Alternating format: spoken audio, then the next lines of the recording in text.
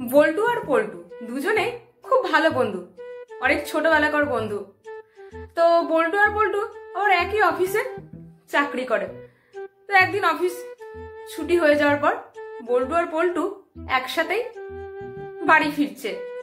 তো বাড়ি পৌঁছে গেছে, বাড়ির সামনে এসে বল্টু পল্টুকে জিজ্ঞাসা করছে, কিরে পল্টু, লিফট বন্ধ কেন? তখন পল্টু বল্টুকে বলল, মনে হয় লিফট খারাপ হয়ে গেছে। তখন বল্টু বলল, তাহলে এই 50 তলায় উঠবো কি করে? পল্টু বলল, সমস্যা নেই, সিঁড়ি দিয়ে উঠবো। তখন বল্টু বলল, না না, আমি পারবো না। পল্টু বল্টুকে বলল, শোন, আমি একটা মজার কথা বলতে থাকবো, আর এই মজার কথা বলতে বলতে ওপরে উঠতে থাকবো।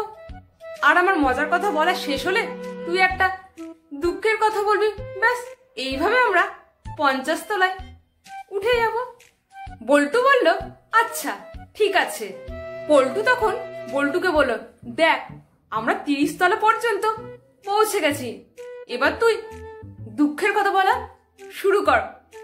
তখন বল্টু পল্টুকে বলল, দুঃখের কথা হলো কি, রুমের চাবিটা গাড়ির সিটে ফেলে রেখে এসেছি।